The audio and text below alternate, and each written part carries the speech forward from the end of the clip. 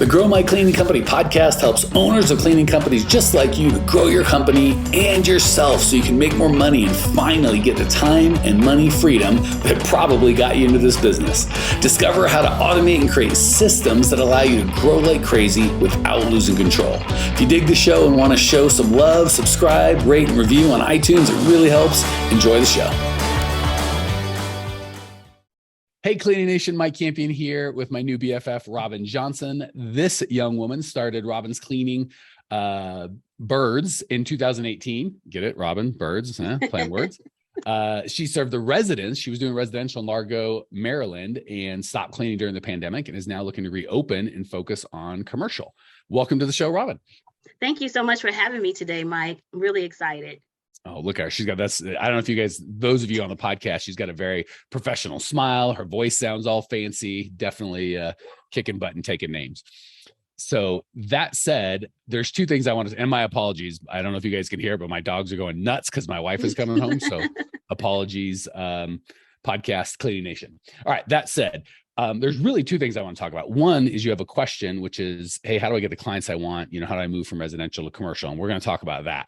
But you said something that is so common. I wanted to just touch base on with the pandemic, right? So I want to encourage everybody. We've been coaching full-time in cleaning for 7 years. So a couple of years, several years before the pandemic, throughout the pandemic, and obviously up until now, we're recording a podcast right now.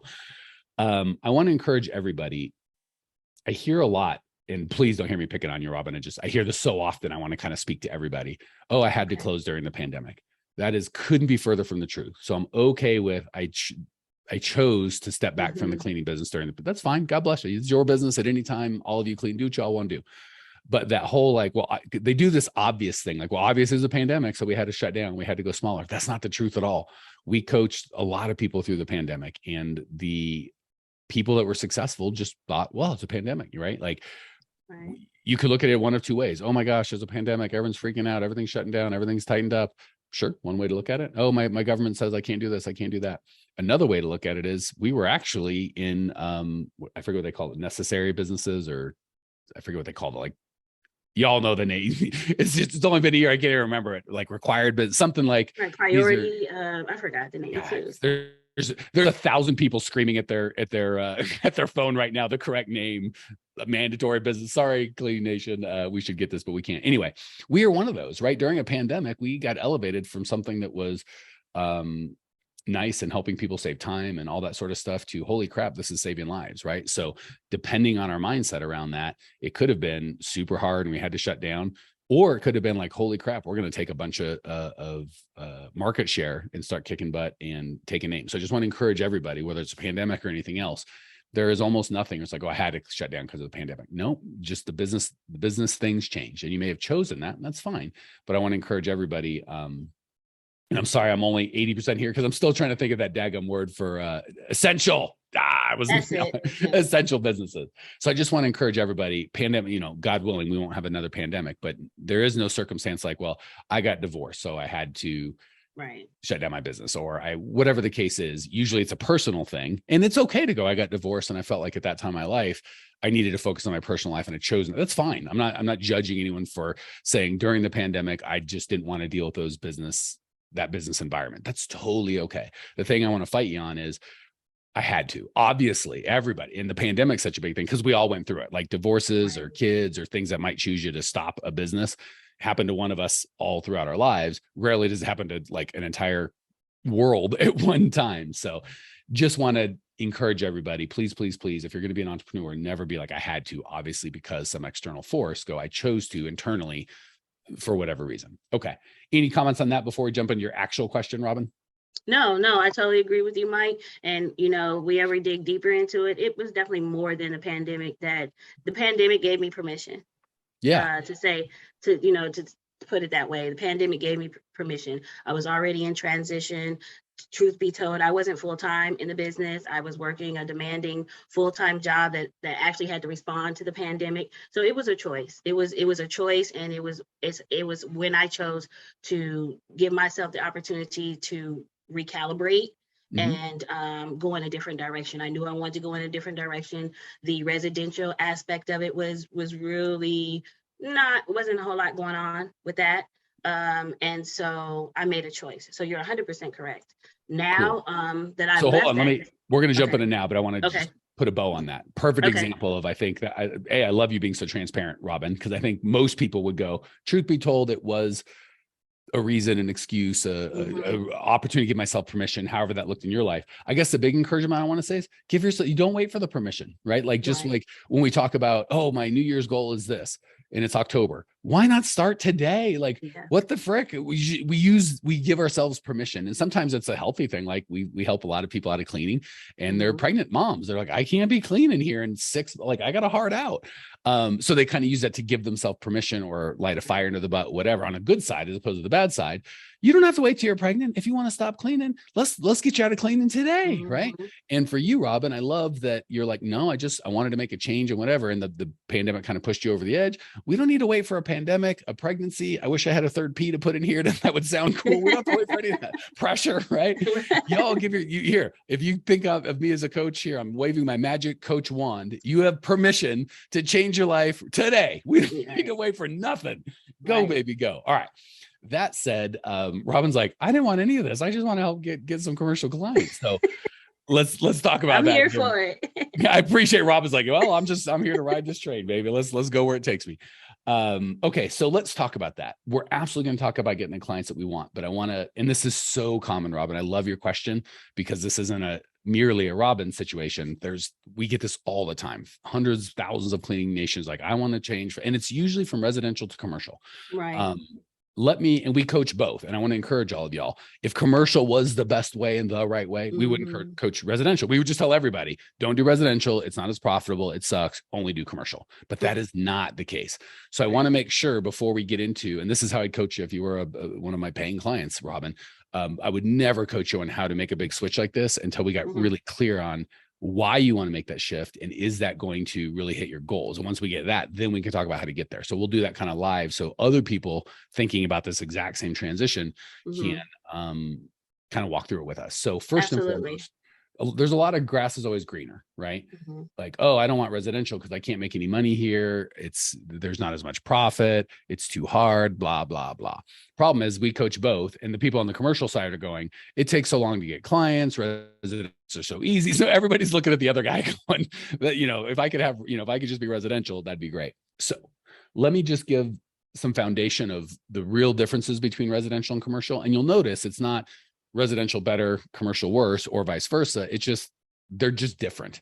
And for you, Robin, you might go, from my life, yes, I actually want commercial now that I'm clear. Or you might go, holy crap, I went to commercial because I thought it was more profitable. It ain't. Right. Okay, so let's just talk about the strengths and weaknesses. Residential, you generally are having people cleaning 8 to 5 Monday through Friday. We don't coach you to do any move in, move outs, or turns, or any of that crap, or construction cleanup. Which would be commercial. So you're generally Monday through Friday, 8 to 5. And even if you're out of cleaning, which you should be, it's still nice kind of having work hours. You're not going to have a lot of nights and weekends, right? And even if you're not working, if you've got someone in the field and something goes wrong, you might get a call, right? So 8 to 5, Monday through Friday, super nice. Commercial, nights and weekends, right? That's why I don't recommend, one of the many reasons we recommend people don't do both is now you always have somebody out, right? You've got your residential team Monday through Friday, 8 to 5, and every other, it's just 24/7, and it sucks. It's one of many reasons, not the only reason. So the schedule, in my opinion, for residential, a little nicer. When it comes to hiring, you're going to hire a different caliber of person. Typically it's going to be moms or ladies that are like, I've got a kid at home, I just want to get out of whatever, because that schedule makes sense for them. For nights and weekends, oftentimes it's a dude that might have a full-time job and it doesn't quite meet the needs of his family. So he's going to want, and again, which is better? I don't know. Neither. It just depends on what you like. Right. Personally, I would rather work Monday to Friday, 8 to 5, or be, have people out Monday to Friday, 8 to 5, not nights and weekends, but so be it. Right. So that's the first thing. Second thing is the way we coach you and what I've seen, the profit margins are exactly the same. We coach you at 50% minimum cost of goods sold, residential and commercial. So for the people that are like, oh, you'll make more money in commercial. No, you won't. The difference is the average customer, the one strong advantage you've got for commercial is the average customer size can be much bigger, right? For residential, it might be $300, $350 average. If you're lower than that, you should probably get it up. For commercial, your average customer size might be $2,000 a month, right? So you only have to get, the residential have to get 7 clients to get the same as one. But there's a flip side to that. For residential, we have, clients come in. Well, how quick can I start making some money? It's like, you can start making money right away. Like you can get a residential client tomorrow. For the commercial folk, like how quick can I start making money? It's like, there's some luck involved, right? Like you get something first month. Absolutely. Can I guarantee it? No, there's timing. It might take a couple months. So it's like, well, I can get, these clients are worth much more. Yeah, it takes longer. So it's like, you see how it's really not better or worse. And then the pain is very different. Typically for residential, it's usually the female, the mom typically makes the decision 90% of the time. She's fighting for her life. She's got kids. She's got a husband. She's sometimes a professional and working, and she's been pulled 9 different ways, and she values her relationships, and she feels, the reality is this cleaning is hurting those relationships, and that her own time and her own self-care and her relationship with her kids and her husband is way more important than this cleaning. And if you can solve that problem, she's going to love you. Very different problem than commercial. It's going to be, this isn't really my job to manage the cleaners, but I got tacked on and I've got other things I want to do. And this vendor is my biggest pain in the butt. And if I could just solve this problem, and they're both really good pains, but if you try and communicate to try and solve that, it's just, the main reason you don't want to do both is they're completely different pains for completely different people. Even if it's the same person, even if the residential person is in charge of also getting the cleaning for the business, her pains are complete. It's the same human being, but the pain you're solving, if you were the commercial, is still completely different, and they're never the same human being. So that said, I want to start there. With that foundation, Robin, what made you want to go to residential? And is that still the case? Or I'm sorry, move from residential to commercial. And is that still the case? No wrong answer. Just hopefully that gives you some clarity. Well, it definitely clarifies some things for me, and mostly the price points. I am aware that it takes longer to get more business. I'm thinking, I don't know how honest you want to be here, but sometimes it's a little completely honest, always honest. In my experience, it's a little tedious sometimes dealing with people in their homes. 1,000%. It's a lot more particular. It's a lot more, specific. There's a lot more things that can go wrong. Not that I've had a lot of experiences in that venue, but I'm saying that, the potential is always there and it's always on my mind, as opposed to, and I've already had one commercial client. So hold on, let me jump, because the residential, you're an expert in. The commercial, you're new in. So let me fill in what that looks like and feels like on the commercial side. So first of all, thank you for the honesty. I'm kind of the A type that's into the hard, like data type stuff. Yes. You brought in a more of a soft, like just how I experience residential, I don't like, right? Which is, I love the honesty because it's true. So thank you for bringing that up. Okay. So again, it's not that people in their homes are a big pain in the butt and they're picky and they're following me around and, clocking my cleaners, like they were only there 37, any of this. Right. Yeah, that's all nonsense, and it all exists. So here's the problem. Most people, if not many people, think, oh, in commercial, it'll be completely different and I won't have any of that stuff. It's almost like a marriage where you're like, my wife is a nag and blah, blah, blah, blah, blah. And you find some other girl and she's not a nag at all. Well, guess what? If you marry that girl, you'll find out she's not a nag, but she's a complete slob, right? Or there's some, it's like, okay, solved one problem, but there's another problem. Like stick with the girl. Not that, obviously you can switch from residential to commercial, don't switch spouses, but we kind of have this thing of, well, I won't have that problem. True. But here's another problem that you'll have that you didn't even think of. And you're like, well, shoot, now that I look at it that way, maybe I wanted my first problem back. So what you will get with commercial is, you're right, it's not going to be people following you around typically, but the stakes are much higher. I've had someone that was working in a medical facility, and there was this freezer that had a bunch of samples that they had been cultivating that was worth $50,000, $100,000. One of the cleaners kicked out the plug, and it all went bad. That's probably not going to happen in a residential place. You've got people in the middle of the night setting off alarms. You've got people that are like, there might be 100 people working there, and you're one client, and they're going to get 7 complaints that night. When they call, they are pissed. Whereas when, or you leave the door unlocked, again, in residential, the stakes of that ain't great. Commercial, it's a whole different kettle of fish. So I'm not saying commercial's worse. I'm just saying the commercial's a slob. The residential, is a nag. Like you kind of got to pick your poison. So yes, what you're saying is exactly the truth. And when you move to commercial, you probably won't get that, but there will be other things that are also kind of a pain in the neck.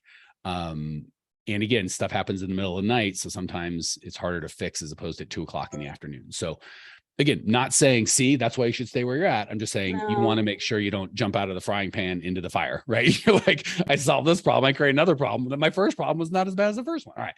That said, any other and that was great, by the way. Thank you for like kind of pulling that. Any other fears or like, yeah, but Mike, and I'm not here to like knock them down and convince you of anything, but I just want to show you the counter fear or the counter reality in commercial. So you can at least go, for me, for Robin, this is what's best for me. Not commercial's better, not residential's better. For who Right. Robin is and the goals she has, there is a better answer for you. It's just not the same answer for everyone. Any other fears about residential that drive you nuts that you want to get off your chest?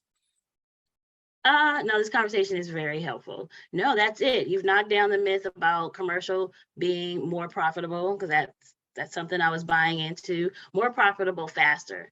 No, you've really pretty much knocked down for me, at the time I made the decision, I was busy during the day, so I figured that I would have better an easier opportunity managing employees if they worked at night.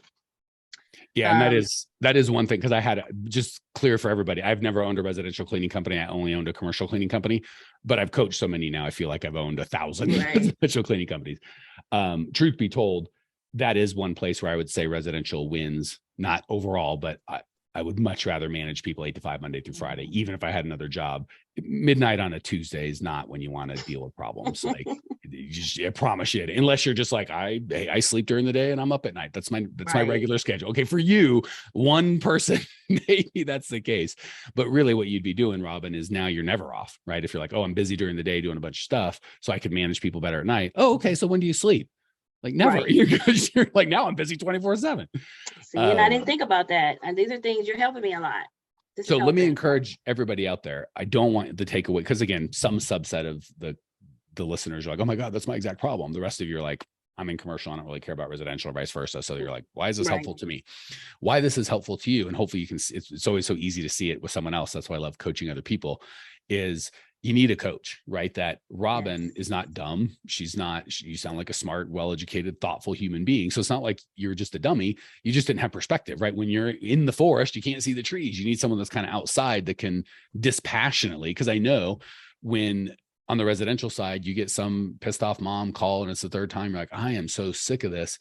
I just want out. And we oftentimes irrationally go, oh, I'll go to commercial, or I'll sell my business, or an employee quits and we irrationally go, I'll just stop having employees. I'll clean it myself. That'll be easier. So we kind of make these emotion-based decisions. You need a coach to go, hold on, that's not the real problem. The real problem is, and then you can solve it. So I want to encourage you guys. Obviously we do coaching. This isn't a pitch for me. It's a pitch for coaching.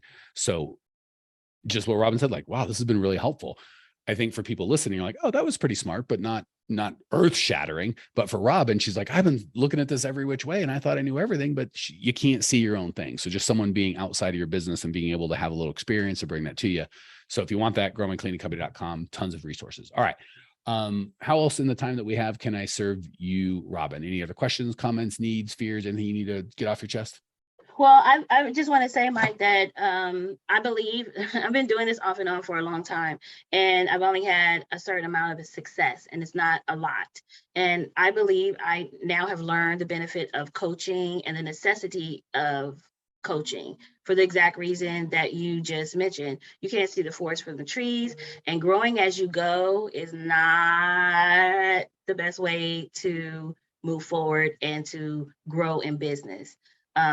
So I just want to say that the coaching that you offer in terms of systems, in terms of, just how to funnels, everything that you offer, even though I haven't been coached directly by you outside of this session, is invaluable. If you want to scale a business, which I definitely want to do, if you want to be a serial entrepreneur, which I definitely am, which if systems, everything you talk about is key. And it is key if you want to have a life. It's key if you want to run a business efficiently. And those are the things that I'm interested in knowing, whether I decide to stay in residential where I have the most experience, where I'm the most comfortable, where literally I know I can go get a client tomorrow, as opposed to starting something brand new where I haven't been coached in commercial and dealing with the chemicals and dealing with the floors and all that those beasts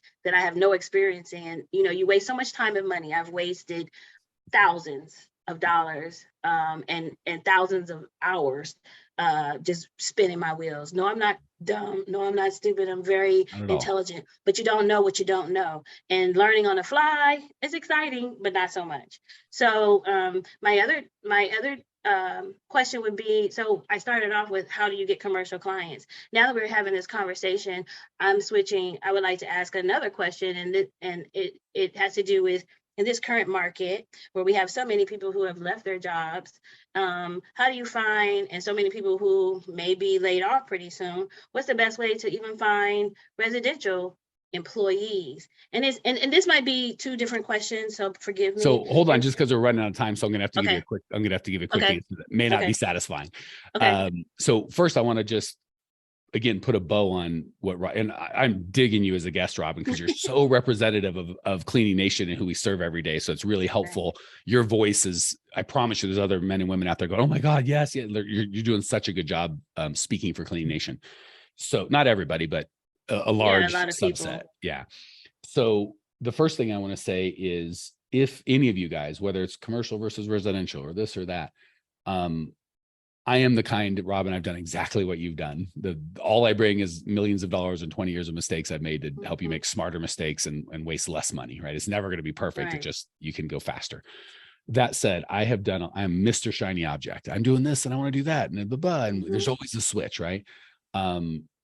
If you want to scratch your entrepreneurial itch and kind of have that, like, look, I'm trying this and I'm trying that, and kind of, there is a benefit to that. I don't want to say it's a zero. It's not. There's something to it.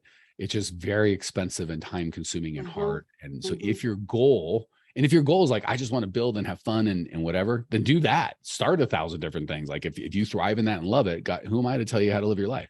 Right. However, if your goal is, I just want to make as much financial progress and build something as impressive as possible, do the same boring, stupid thing and just be an expert at it. Like, I got to be honest with you guys. I love owners of cleaning companies. I love serving this niche. I feel so blessed to be able to serve you.